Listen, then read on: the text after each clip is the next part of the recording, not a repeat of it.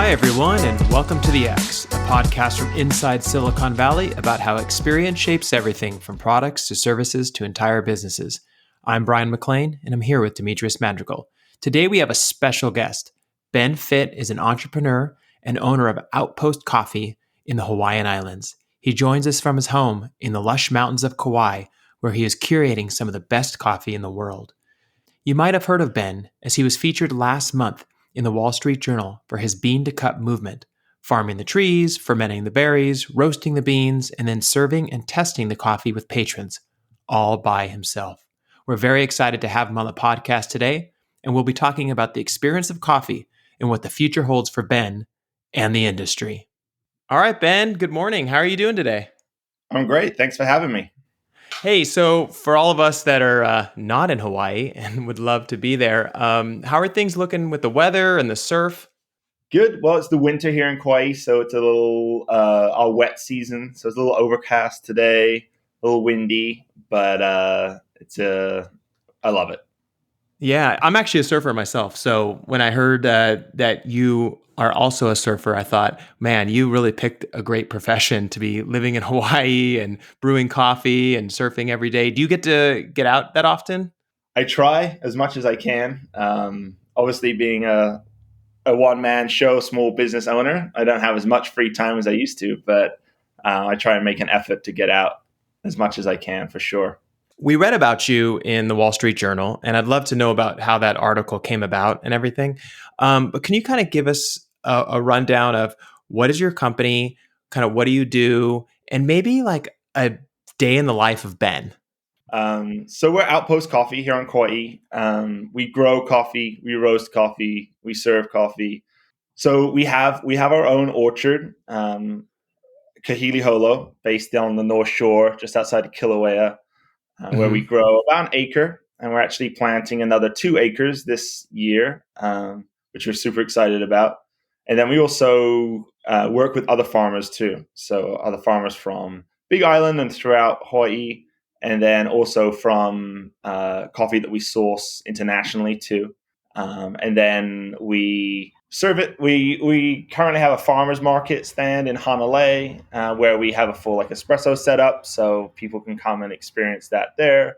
We're opening a cafe spot in Hanalei too coming up, and so our kind of goal at Outpost is to kind of spotlight and elevate those farmers and put in that extra effort to create not only like a better cup and kind of push the industry forward, but also following more sustainable farming practices, building relationships with them, and kind of just elevating Hawaiian coffee in general.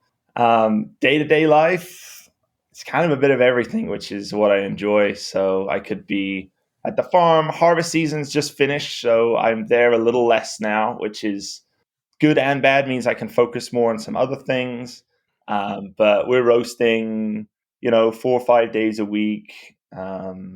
Preparing. I also like fix coffee equipment on island, so I'm like helping out, and I work closely with lots of the other cafes and do trainings for baristas, and so it's kind of all coffee related, but different Mm-hmm. aspects. And I think that's what excites me is that not every day is just the same, because I think a lot of people have a romantic image of like what being a farmer looks like, or being a coffee roaster. Like, oh, you just get to stand behind this machine and pull out the trier, and Yeah. that a lot of it's just like production. It's like you're standing like 10 hours by a machine doing batch after batch, which I love it, but also it's not as glamorous as it might look. So having the variety is really nice.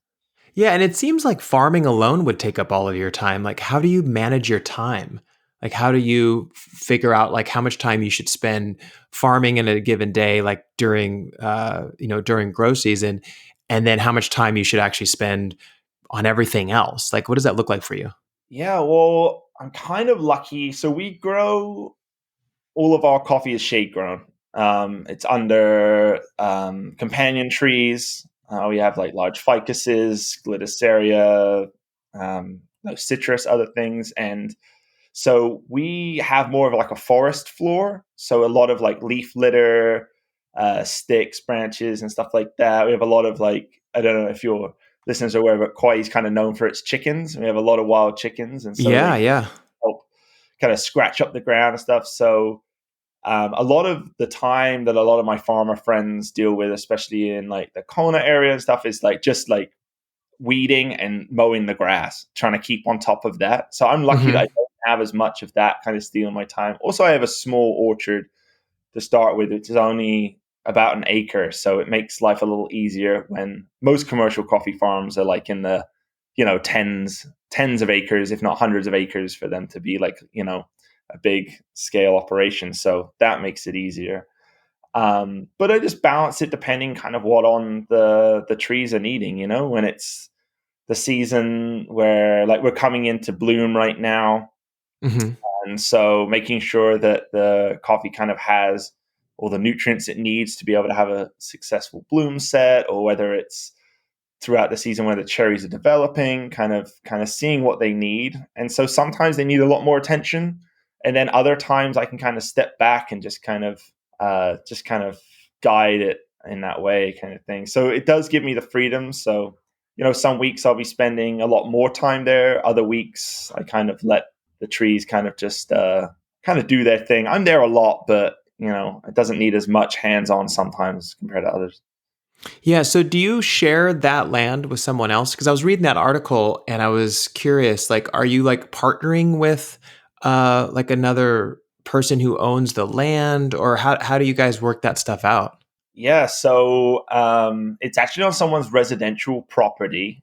There's a lot. So we're quite a rural county here in Kauai, so there's a lot of like residential kind of agricultural land kind of that blends over. Hmm. So there was it was a friend of a friend that had purchased a house, and they realized that there was this coffee orchard on there that we think hadn't been touched in 7 or 8 years. The trees were like 20 plus feet tall and skindly, and all the shade trees had gone crazy. And they approached me about taking on the project. They were like, we don't want to get rid of the coffee orchard. We think it's cool that it's here, but we don't have the time or the experience or anything to do anything with it.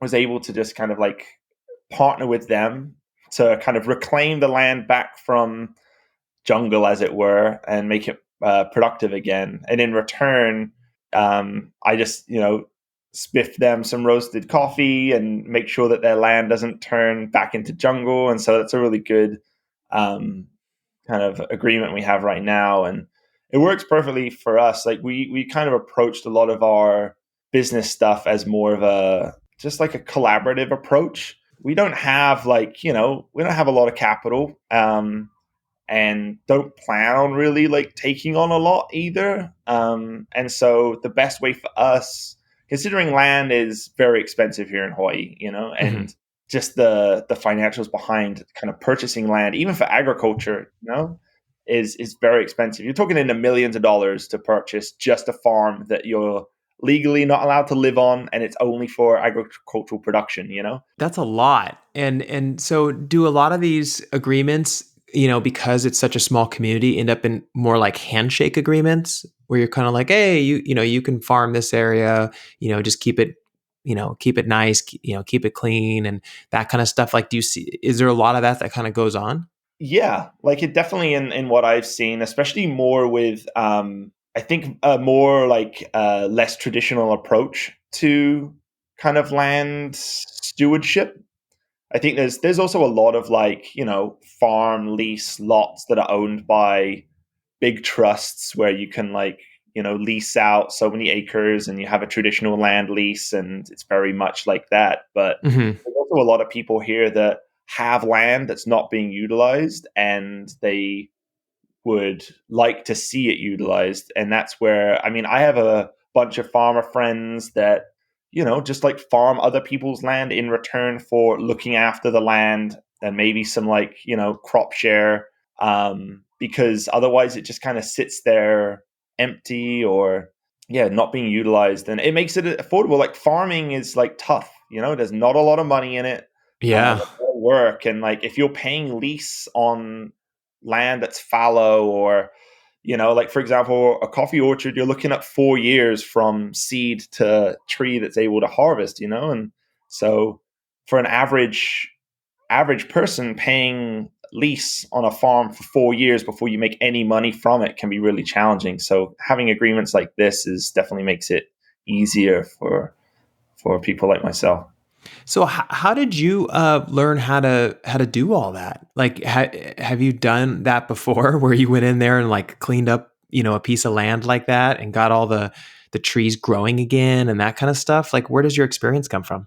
No, I mean, this is the first time I've really commercially grown any crop. So yes, it was definitely like a lot of learning, a lot of reaching out to other farmers, and luckily enough, we have a really great community here in Hawaii where I've developed a lot of like close friendships with farmers that are just willing to be like take me under their wing, and I can phone them up and be like, hey, like this is happening, or I don't know what to do now, and they'll like guide me through it, which has been really great.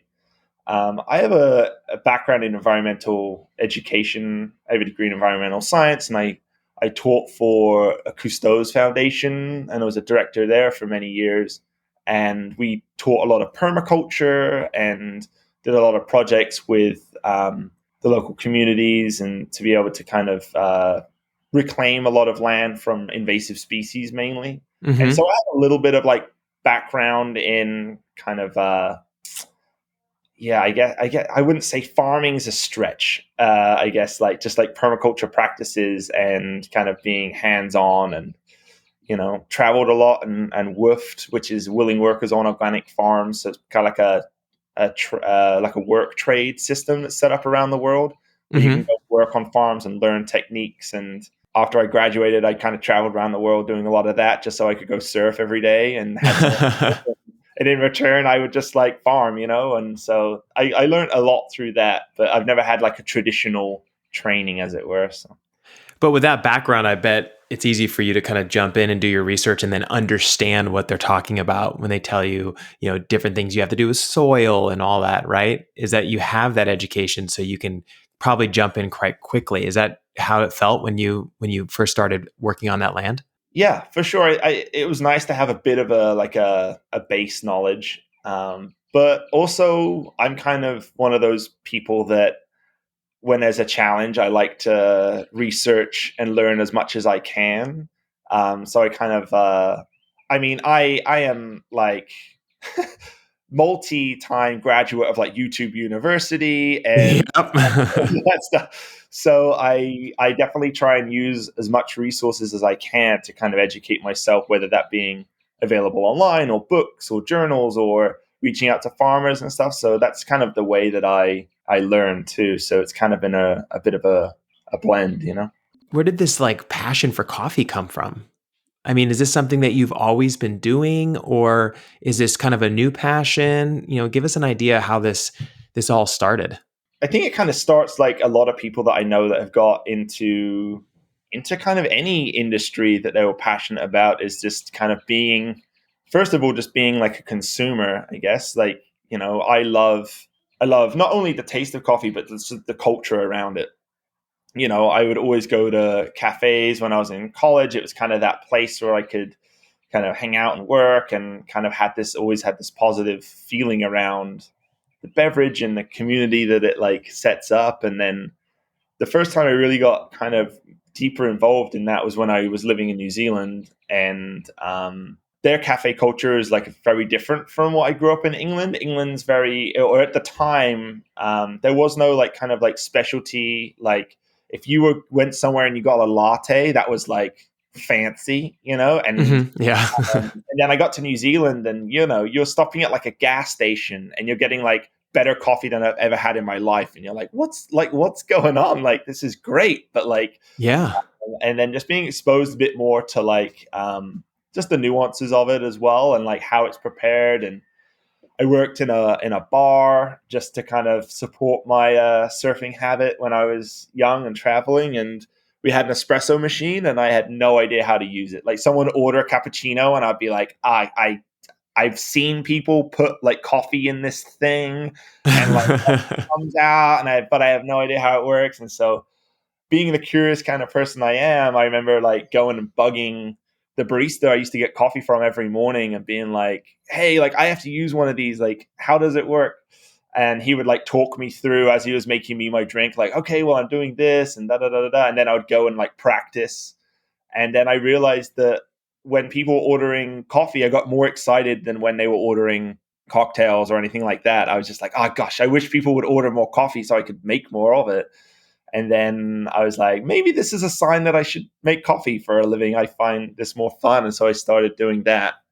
And then it kind of just went down a rabbit hole. And I've just always been a fan. Like I mentioned before, I haven't always been in an industry. I worked in California teaching and running environmental education programs, but was always the geeky, like home barista, where I'm like Yeah. weighing out all of my like, pour overs and stuff. And my coworkers are like, what are you doing?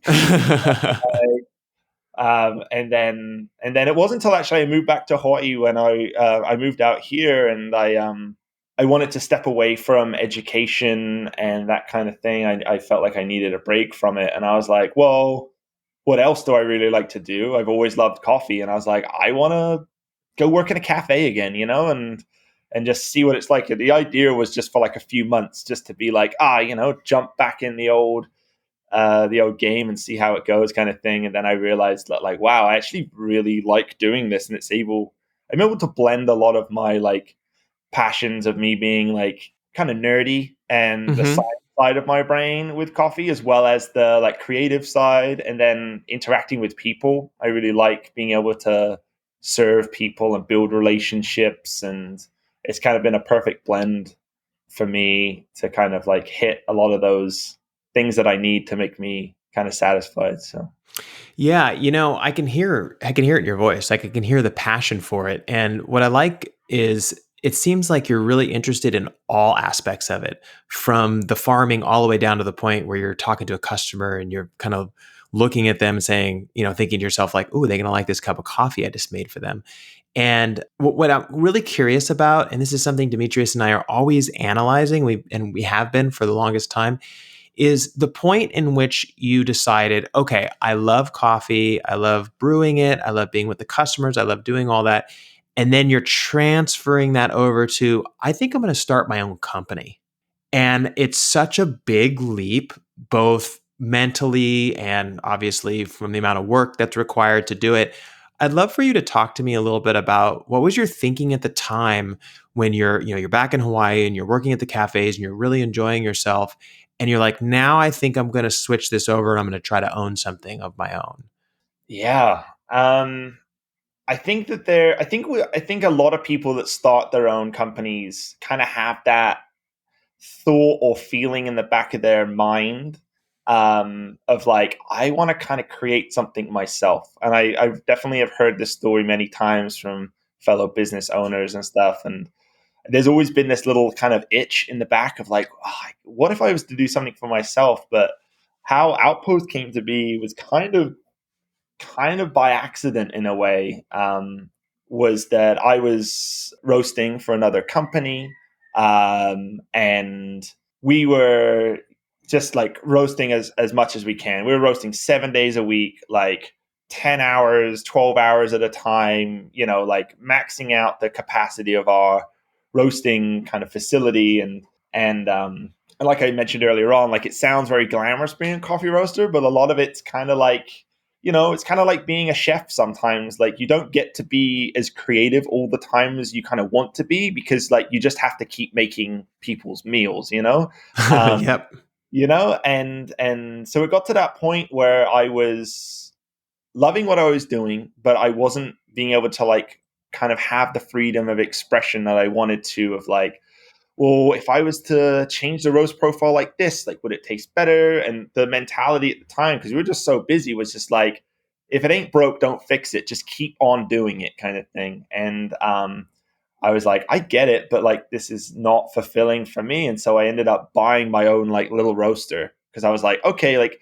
if I can't experiment on work time, I want to experiment on my own time. And so I got like a little 1 kg roaster, and ordered some coffee in, and that was my chance to really kind of explore and play, like, what happens when I do this? What happens when I do that? And then it turns out then I had like far too much coffee to drink or give away. Like I was giving it away to all my friends and stuff like that. And my wife at the time was just like, if we want to support your coffee hobby habit, then you need to sell some of this because we can't afford just to keep on like giving it away.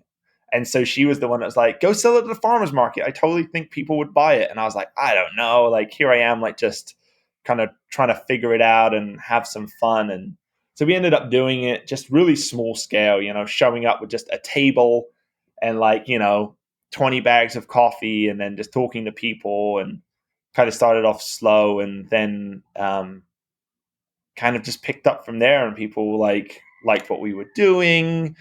And then I was kind of like, well, maybe I should just pursue this as a full-time thing.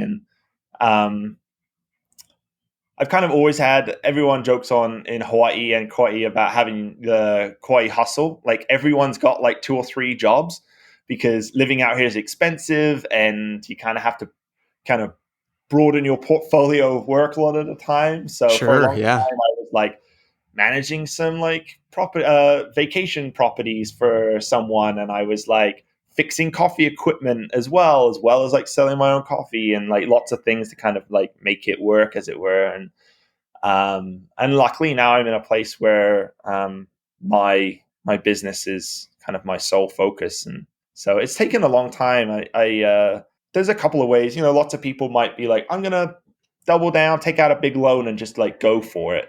Yep. And that's a route, and I don't have any problem with people doing that. But for me, I've kind of always found that a little more organically growing things tend to work better for me. So I'm just like build it up kind of slow, and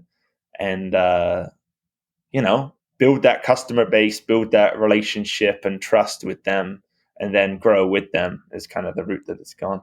Yeah, and when you have demand, it's you can go and get financing anytime, right? So the ability to reach out to a bank or an investor or whatever and say, "Oh, by the way, I have this huge demand and I can't fill orders," is not that difficult to find financing. I think it's much harder in the beginning when you're like, "Hey, I want to start this endeavor, but I don't have any customers, I don't have any equipment, I just want to start from scratch." So I think it's really smart what you did of starting small and then trying to grow it as big as you can or as big as you want it to be. And I'm curious about kind of competition or what have you on the islands. So there's a lot of different companies that harvest their own beans and create their own coffee and that kind of stuff. Is there like competition between all of you, or do you all kind of support one another so that everyone can do as well as they can do?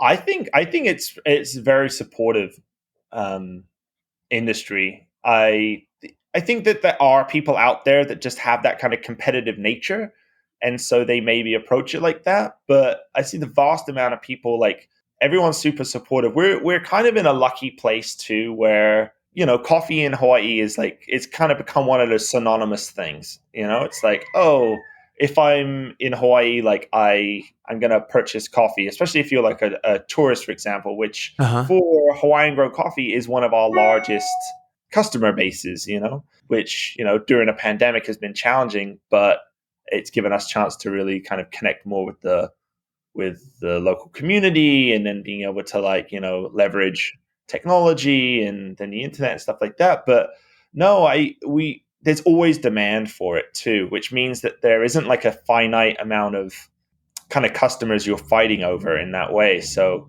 it's I think it's pretty supportive. Everyone I like speak with and that I work with um, is very supportive of each other, and free, like helping people out with like problems they have, or connecting, like, oh, like, I don't have any more green coffee to sell, but like, here's the number of my friend who does, and like all this kind of stuff is very much like that.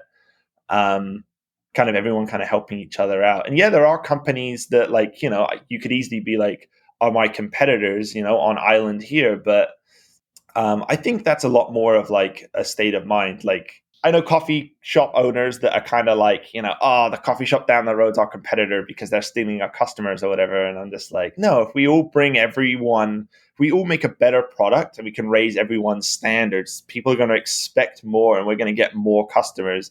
And I'm like, if you're that mindset of like, you got to be competitive, then pick on like Starbucks or pick on, Coffee Bean. I'm not saying that they're like a bad product, but I'm just saying like they're the ones that we should be kind of like luring the customers away to kind of support and buy local and that kind of thing. So no, Yeah, I'm curious, are companies like Starbucks and others like that, are they prevalent on Kauai? Because I know I've seen them in Oahu, but I haven't been to Kauai myself before. And I know, Demetrius, it's been, quite a while since you've been there. What does the landscape looks like for that type of stuff? I think we have like 3 Starbucks shops on island, and they do okay. I think they do pretty well, but they're not the majority. And that's what I really like too, is that locally owned independent stores are the majority and also have the majority of the market too. And I think of lots of places I lived where communities are smaller, and lots of people, you get to know like the owners and stuff, just because we live in a small community, that people want to support people and what they're doing. And so there's that mentality of like, no, like of course I would go to a local independent cafe over Starbucks. For a lot of people, that's kind of like a mindset that they have kind of set in, rather than just like, I need coffee, I'm going to closest place or whatever. I mean, there is that mentality too with some, but it's kind of really it's a really great place for people kind of having that mindset. Like, you go to the farmer's market, you buy directly from your farmer, you support your neighbor who owns a restaurant and you go there, or a cafe or whatever it is. Like, it's very much kind of ingrained in a lot of people's mentality when they go and purchase things. So there is like the big kind of corporate coffee places, but I wouldn't say that I don't see them as like a problem at all. It just fits a niche for Yeah, no, you're speaking my language, because whenever we're in Hawaii, we only buy local, and my parents wouldn't have it any other way, because they used to live on Oahu and they were there for about 6 years when they were younger, and we used to go back every summer to visit friends and kind of just visit, and every place that we went was a local place. Like, we didn't go to like chain restaurants and stuff like that. We were always trying to support the local community, and I love hearing that, because I feel like that's the way to do it. Like, especially when you're brewing like a very kind of artisan coffee that the world knows about, right? Like, if you talk to anyone, we're here in Silicon Valley, and Demetrius is in Santa Clara, and I'm in San Mateo near San Francisco.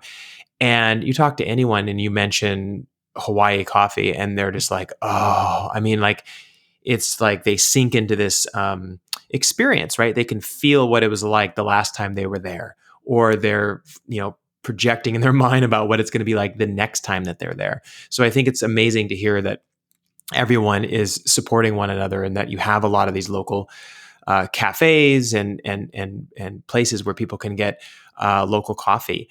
I am curious though about the article, the Wall Street Journal article, how that came about. Can you share with us how that came about? Yeah, of course. It's kind of funny. Lots of people have been like, "How did you get that?" Kind of thing. And I think the story is just, we were at the farmers market doing our thing, just serving coffee. A guest came up, had some questions about what we were serving and what we were doing. No more than like any other curious coffee consumer, and had a chat with Tom. And then he reached out to me like the week during that week and was like, "Hey, like, I would love to like meet up and talk. I'm a journalist. I think what you're doing is really cool." And so I was like, "Sure." So we went and grabbed coffee and had a chat. And then he was like, "I'd love to write a story about you." And I didn't know anything about Tom, and so I was just like, "Sure, whatever." I thought he wrote like a blog online or something. Mm-hmm. And then he approached me and he's like, "Yeah, well, I pitched it to the Wall Street Journal and they want to run it." And I'm like, "What? That's like a What? publication, Like, I was not expecting it." And it's been really great. I don't know. I think any kind of like recognition is just kind of nice when you um, work, like work hard and kind of put yourself out there for other people to see, like, oh yeah, like we align with that. Like we think what you're doing is cool, and you're like, that's great. Some validation is always kind of nice, and people have been really, really sweet and supportive over it. So yeah, just kind of happened. Just a customer at the market had no idea. So.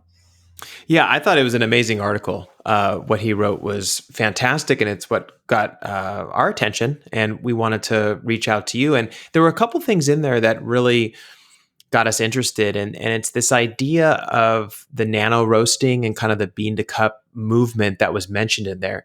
Can you give our listeners kind of a breakdown or an idea of what that is? What does it mean to kind of nano roast, and what is this bean to cup movement that people are starting to hear about now? Yeah, I think nano roasting in that way, I guess, is kind of a term that, like keeping things smaller as well. Like I said, like I kind of been organically growing, and so for me to be able to roast on a small scale makes it attainable for me to be able to do it. Um, and then in terms of the seed to cup kind of movement, I think that there's been a movement for a long time in kind of like bringing forward the role of the farmer during specialty coffee. I think if in kind of Silicon Valley area or San Francisco, there's plenty of coffee shops where you might go in and pick up a bag of coffee, and it's named after the farmer. And I think that Yeah. that's really important part that for a long time, coffee, it wasn't about it was about the last mile, as it were. Whether it's the roaster or the barista making you the coffee, that's what was the thing that made the product. But having being part of every step now, I fully appreciate the amount of effort it takes to get that green coffee to the roastery. Like it's a massive amount of work, and it's tiring and laborious and like risky and like all this kind of stuff. And so trying to be able to elevate the farmer in that way, I think kind of like it just educates the customer in a way of just being like, hey, this is an agricultural product. It's a fruit that grows on a tree, It's a long journey. Like it passes through many hands before it gets to you. And I think the easiest way is not the easiest way, but a way of sharing that journey with the customer is doing it all yourself, And like I like to go to a farmer's market where I can like speak to the farmer who grew the vegetables and maybe be like, how do you like to prepare it? Or, what's good? What's in season? Can you pick out some like of the best ripe fruit for me? Cause like maybe I don't know, like, when to pick or eat a zapote or whatever it might be, like it's kind of great to be able to have that connection with the person that grew it. Yeah, I think that there's definitely a movement in people wanting to be more connected with their food. And I think we've seen that in a lot of like, in farm to table restaurant movement, in a lot of other kind of areas of the food world. So starting to see it more in the coffee world is really great, but it's also really needed. I think that unless we really acknowledge the effort and the time and effort and risk that the farmers put into being able to create this coffee, if we don't acknowledge it and pay what it's worth, we won't have it in the future. That's the reality of it, especially with the challenges of climate change and pandemics and financial markets kind of being where they're at. It's it's a lot. We consider it a commodity, but it really isn't. It's a luxury product for sure. Oh, absolutely. I mean, before we started communicating about this podcast, I was actually talking to my dad about it. And he was saying, yeah, it's crazy because he said, when I think back when I was younger, I mean, the only thing we had was like Folgers. He said, and now you have all these artisan coffees and these amazing brands, different flavor profiles. Like things have changed a lot. And I'm really curious about how working as a barista and interacting directly with your consumers kind of affects your business. So like how does it affect how you're brewing your coffee? does it change it at all, or not so much? Like being able to have that experience where you're getting feedback right away from somebody. Yeah, I think so. Definitely. I mean, I think it's really important to obviously like see what your customer enjoys and being able to meet them and make the best product of that available. I think that there's also this there's a bit of a gap between a lot of like if you want to call it like specialty or third wave shops versus what people want a lot of the time. I think you can look at the same in the wine world too. You know, it's like if you ask any sommelier like what do they like to drink, they're gonna pick some kind of like a little off the wall like Riesling or some natural wine because it's really like different. But like the general public aren't necessarily gonna want to drink those things too. And I think that I see that a lot in the coffee world too, where like the coffees that like I would want to drink or get me really excited aren't necessarily the same ones as the customer really wants to drink. And that's okay, and that's great. And every coffee has like a destination and a person that's going to love it, and being able to understand like where they're at and being able to give them the best experience possible. So being able to like really interact with them and being like, what do you like? And like, how do you like to consume your coffee? Like, where does it fit in your day to day? Is it like, I just want a cup as quick as I can as I walk out the door? Or I really love the ritual of making it and being connected with this thing every morning. It fits different people's needs differently. So being able to like, have those conversations with them kind of makes you're able to meet them better at where they're at, and I think there's a big kind of like almost like a need or like a self kind of recognizing or rectifying kind of like mindset where like, oh no, I have to pick the like only the best coffee is the like the juiciest, the most acidic, it's got loads of florals, like all this kind of stuff, and you're like, this is the best coffee in the world. And then you give it to the customer and like, I don't like this at all. And being like, well, you're wrong because it's really good, and there's sometimes you'll see the mindset of that. And I think that that's a wrong way of approaching it. And I think that that's where some of the like specialty market has kind of gone down that whole, like, we know better than you kind of approach. And I really think that that's a really bad route to go kind of thing. And so keeping your ears open and being like, no, like you're here to serve your guests. What do they like? How can you make their experience the best you can, Yeah, and I think you kind of nailed it, because in our work, what Demetrius and I do is we help companies take their products and figure out from a consumer perspective what people like and dislike about them and how we can help them improve the product so they can have a better outcome and they can sell to more customers and have happier customers. And ultimately, what we found over the last 15 years is that the more a team pulls away from interacting with the customer, the increased likelihood that they're going to have a hard time connecting with the customer and selling to the customer. Like, you have to keep that connection. You have to constantly be listening to them and allowing them to try out your product and give you feedback, whether it's good or bad or hard or challenging. It doesn't really matter. And one of the things I started feeling with the coffee industry a little bit a couple of years ago, especially here in Silicon Valley, is that it started to feel like wine, like a wine model. Like I needed a guide. I was just like, there's so many different types. They're like, this one's from Colombia and this one's from here and this one's from here. And I'm like, I have no idea how to think about this anymore.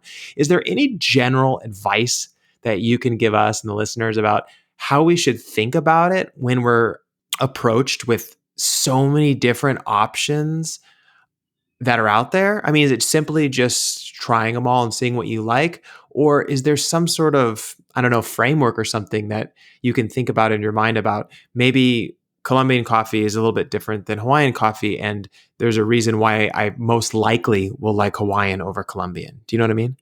Yeah, that's a tough one. I think the best resource is to go and buy coffee from a place that like knows about it. Like, I love wine, but I get completely overwhelmed when I walk into like a wine store or an aisle somewhere full of wine, because like I don't know anything about like certain regions or certain styles and stuff. So I always go to the wine shop where there's a knowledgeable person, and I'm like, hey, I like this, this, and this. What do you recommend? That I think is always my like go to kind of advice there, because yeah, it's hard. And also coffee's becoming so kind of like broad, where you can't in my mind you can't say like, oh, Colombian tastes like this or coffee from Brazil tastes like this. It used to be very much more that way, 15 years ago, when you used to get a lot more like regional lots, where it used to Hmm. be like all the coffee from like this whole area in Colombia is just like blended together and sold, and you're getting more of a homogenous like kind of taste, as it were, of that area, whether it's like Nariño or Vila or something like that. But nowadays, you're getting a lot more like farm level or regional lots, or like even down to like varietals, where like farmers are separating out like different varietals of like coffee, whether that's like or the Castillo or Colombia in Colombia, like, so you're getting different taste profiles. So it's not as easy to be like, oh, like it's gonna taste like X.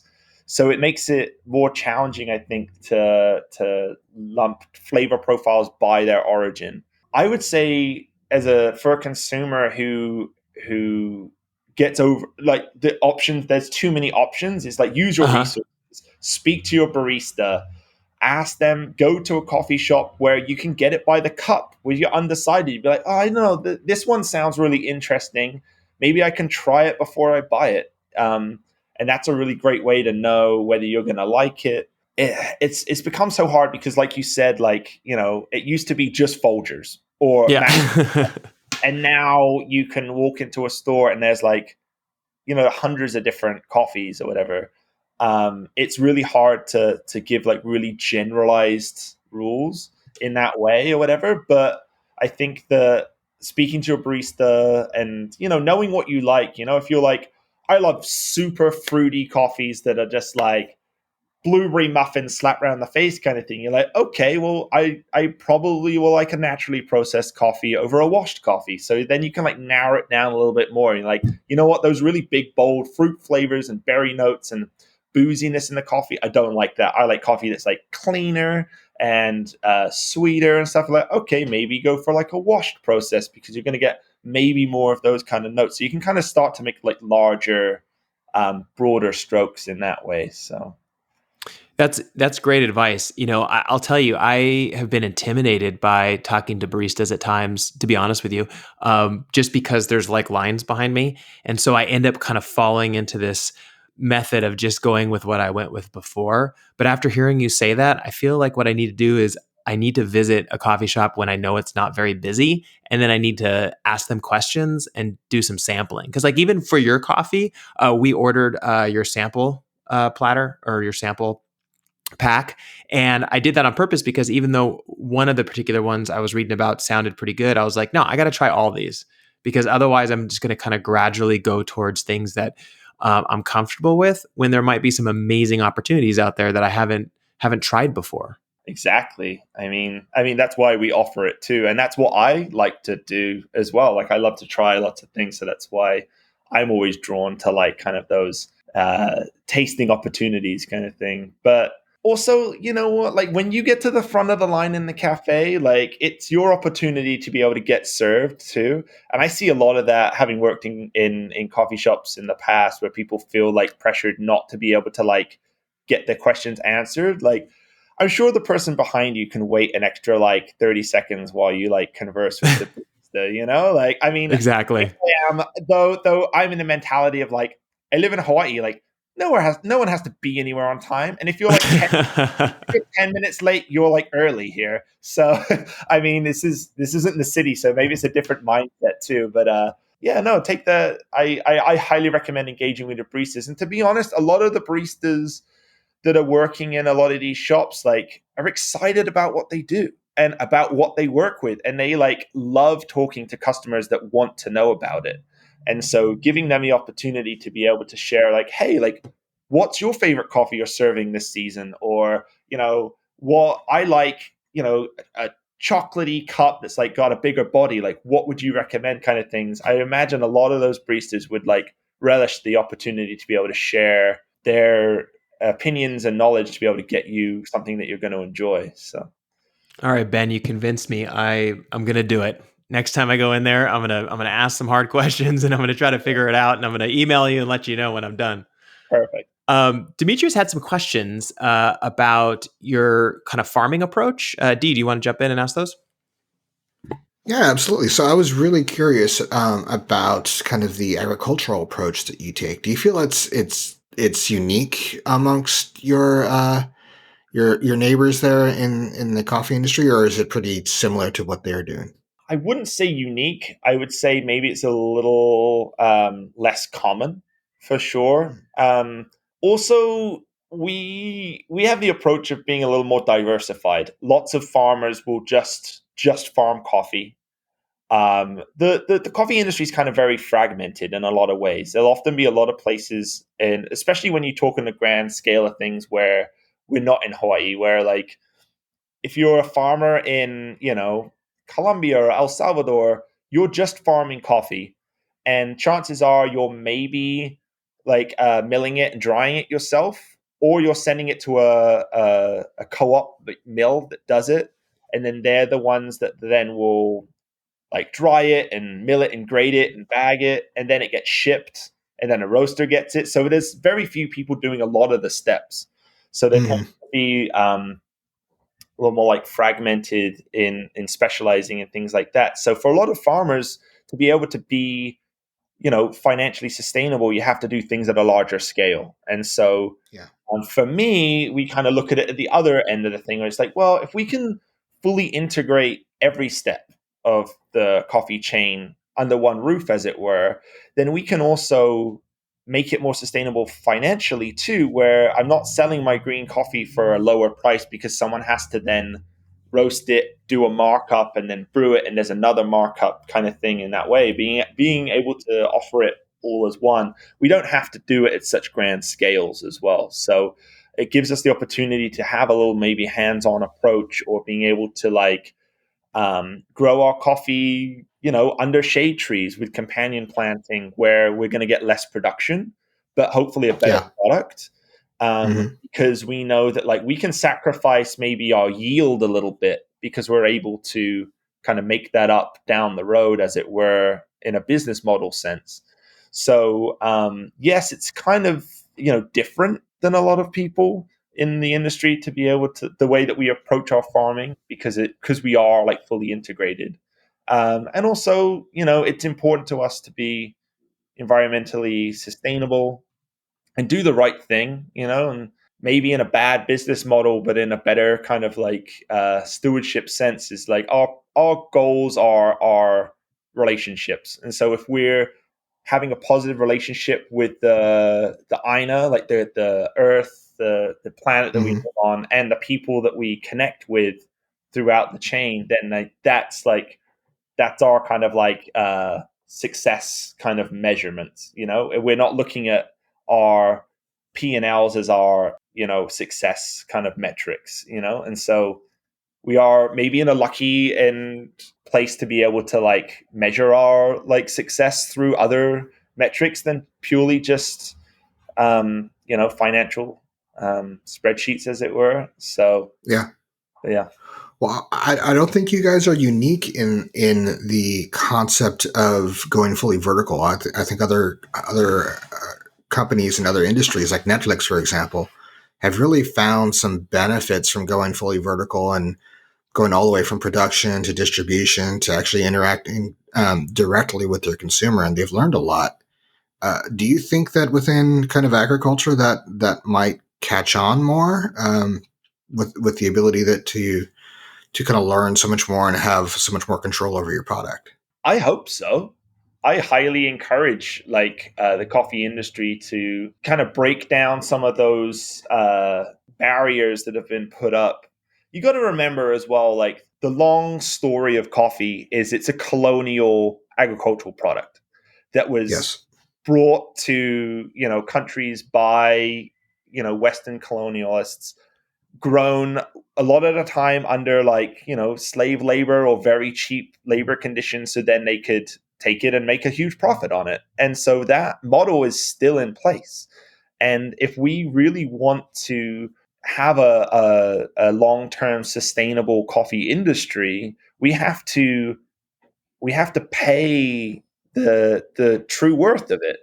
And having it structured how it is where a roaster can buy commodity coffee off the commodity, not necessarily off the commodity market, but the price is set by the commodities market at around $1 right now, which for the majority of the world is like it costs more to pick it off a tree and grow it than the money they get for it. So it's completely unsustainable in that aspect. But if we can encourage farmers to farm it and then roast it and sell it roasted, you can get far more money for it, and get more value and being able to support their livelihoods and their families. And there's a few farms that are doing that, and they tend to often be the ones that are a little more have more access to capital, for sure, because learning how to roast and buying a roaster is expensive, and then you got to get it to your final consumer and stuff like that. But I've seen farms in like Mexico and Colombia and Brazil that are doing a lot of this now as well with their local market, and it's the thing that's able to keep them more sustainable. And so I think I encourage other farms to look into it or make collaborations. Like, I have friends that roast coffee for other farmers and then give it back to them, and they bag it up and sell it under their farm name, which is great. It's like outsourcing that part of the thing, but still gaining a lot of the benefits from it too. And so I think that if we want to have a more sustainable coffee industry moving forward, where we can actually increase the value and the quality of people's lives, I think this is a pretty good way to go. Yeah, I think it's absolutely awesome. And we talked to some people, being in Silicon Valley. Number one, Silicon Valley was, before it was a tech hub, it was an agricultural area. And my family, for example, going back generations, were working in agriculture before everybody started getting jobs in tech. And we're so close to all the other farmland and to Napa that sometimes we actually get to spend some time talking to them and some of their approaches. And what I'm hearing from you is very similar to what I hear from some of those vineyards and winemakers who have total control over how the product is produced and how also it's being consumed by people who are coming to their vineyards, and they're getting direct feedback, and they're using that in order to continue to work on their product. So I think it's really fascinating, and I'm looking forward to next time I'm in Kauai to swing by Outpost and get some coffee. Yeah, we would love to see you for sure. Ben, I'm really curious about technology. Has technology injected itself into this process at all, or are you using any technology to enhance your business? For sure. From the roasting standpoint, I think that it's become more and more common to use roasts profile software, such as Cropster is the largest one on the market, probably, that's used by a lot of roasters. And really, that just gives you real-time feedback of what's going on. It's really hard to know what's happening on a second-by-second feedback. It just from look and smell and so that's really helpful. And I use software to roast. I think there's some people think that it means that I press a button and walk away and then the coffee comes out. More of just a window into what's going on. So imagine a real-time graph of, you're looking at the bean probe temperature, so what's happening, and then your environmental temperature, so the air in the roaster will actually be a different temperature from the beans in there, and they actually and then rate of rise is a big one, where it's a delta of the rate of rise over time.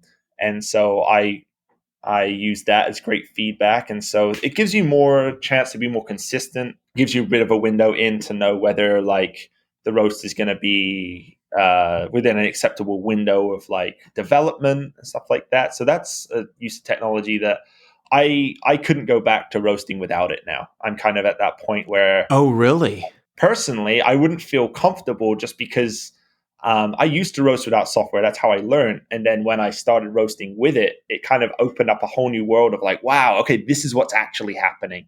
So it's kind of, I wouldn't want to move away from it again because it's so useful. Um, and then in terms of technology, being a small business, I think the prevalence of using companies like with integrated software, like with, website developing platforms such as Squarespace or that have like integrated stores, and then I can have like shipping plugins, so then I can just print out shipping labels without having to, that makes it like way more productive, but also like sustainable in that way. Like when you're a one person show, like your time is a limiting factor, and so being able to utilize technology to be able to save time, make less mistakes, and being able to like serve more customers is like huge. And if I had to do everything by hand, I don't know whether I'd be able to like do it or keep up. So Yeah, I mean that's awesome to hear. I mean, I'm glad it's kind of aiding in the work and kind of giving you more time to focus on what you want to work on. Because I know for us, even Demetrius and I owning a small business, like you said, Squarespace and all that, it's like all it's doing is it's making it so much simpler in order to connect with customers globally, basically. Are you looking to try to expand to the point where a lot of the coffee that you're producing is going to be shipped out, to customers that are just interested in purchasing around the world your coffee? Or are you putting most of your effort into selling locally? that's a great question, and it's something that I've been kind of like torn over, in the fact that a lot of the like Hawaiian lots that we specialize in are often like desirable to people that don't live here too. It's whether people want to try something different or they have a connection with Hawaii. Maybe they've like, visited before and they want kind of a slice of that back at home. That's a huge amount of the market. Like that's the thing that, especially during this pandemic, has managed to keep the Hawaiian coffee industry afloat. But at the same time, like I live in the middle of the Pacific Ocean, and I'm like shipping stuff, that's sent by plane all the way back to the mainland, and it's like it's really hard for me to feel okay about that and sitting with it. And I was actually speaking with some friends the other day about this is the reality of it, but how can we try and maybe mitigate that, or what can we do? And it's really hard because for us to be a financially sustainable business, we kind of have to do that. But from us looking at our relationships with the earth, is it the best decision? No. So it's like it's kind of in that torn place. And so we're looking into trying to offset in a real kind of hands-on kind of way. I, having worked in the environmental industry as well, I see a lot of greenwashing too, where it's like, oh, we carbon offset because we pay a company a certain amount each month or whatever it might be. And I think that that's a great step, but I feel like there's more that can be done too to make a better impact. And we plant a lot of trees ourselves, and we want to partner with a lot more like nonprofits that help promote and plant a lot more like native trees here in Hawaii. Mm-hmm. So I think that's a route we go down in that respect or whatever. But our local market's super important to us, and we sell a lot of coffee on island to our local community as well. But they're also, we sell a lot more kind of like, how do you say this, like kind of like weekday coffee or everyday coffee, as it were, as well, to those people that aren't looking for those small special lots in that way too. So we kind of have like two kind of market segments, as it were. So Yeah, I mean, do you sell to the other islands as well? Like if you're on the Big Island or something like that, is your coffee available there yet? Or is that something that you have a goal to do as well, or no? Not yet. We're working with a couple of cafes on like Maui about getting some coffee over to them. And so you can't like walk into a grocery store and find our coffee on a shelf in, Maui or Big Island or whatever. Hmm. And that's also not really our kind of goal in the end. Like, do we want to grow, and do we want to be a company that's able to like sustain a larger, have employees that we can like give them a great quality of life? Yes, for sure. That's our goal. How that's going to look, I don't know. I don't honestly think that the grocery store method in that way is going to be the way that we want to move forward. We're kind of more focused on making that those as many personal connections as possible. And so I feel like working with either cafes or our own cafe, or having like more in-person interactions. Like in the future, we plan on like hosting more tours at our new orchard and stuff like that to really kind of create those connections personally. That's kind of our kind of goal, rather than the just be in as many stores as possible. There's a lot of companies that do that well, and that's their goal. And so, Yeah, I mean, I was talking to somebody who had tried out Airbnb has this new local experience, I guess, section where people who are interested in going to a place, let's say like Kauai, they want to have a local experience. They want to go to that orchard. They want to see how things are done. They want to taste the coffee. They want to have it every morning while they're there and that kind of stuff. And it seems like that is a big trend right now. Like that is what people are really hoping to do once this pandemic kind of eases up, is to feel like they're kind of immersed in the experience. And it kind of sounds like that's the direction you're heading, which can be really amazing for you because you've been getting a lot of great press about the work that you're doing, which is awesome. And then that will drive people, it sounds like, to Kauai and wanting to come visit you. Is that something that you'd be interested in doing as well? Is like kind of creating this immersive kind of almost like half day experiences with guests so they can get a feel of what it's like to be a resident on the island and actually to be growing and brewing your own coffee? 100%.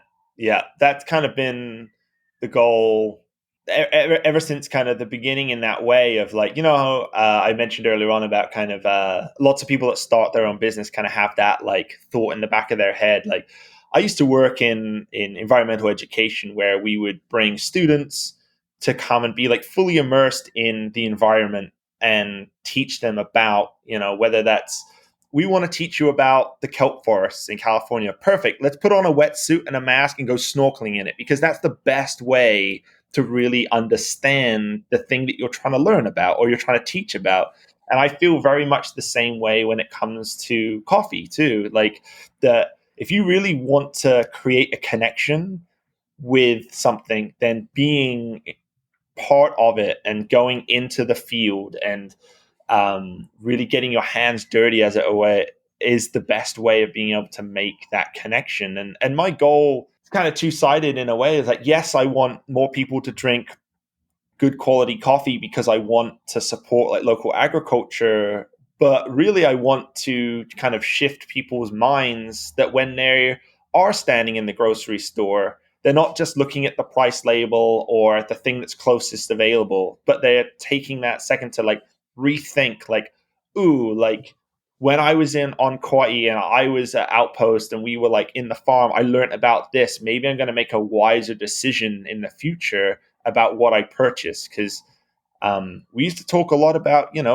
every dollar you spend is a vote. And so depending on where you vote your money is how the market will change and how we'll be able to make a difference in the world. So I definitely want to incorporate my environmental kind of like immersive education along with my passion of coffee. And that's kind of the goal there, that people will come, have a great experience, be able to hopefully like tell their friends and family about it, but also shift their mindset that in the future, they're going to make those better choices every day. So yeah, and I can tell you right now, if I had the opportunity to come and visit you, And during that experience, I was able to help you, pick the cherries off the trees. And we're just like talking the whole time. And you're like educating me on all this stuff. I'd be all in. I mean, it sounds amazing.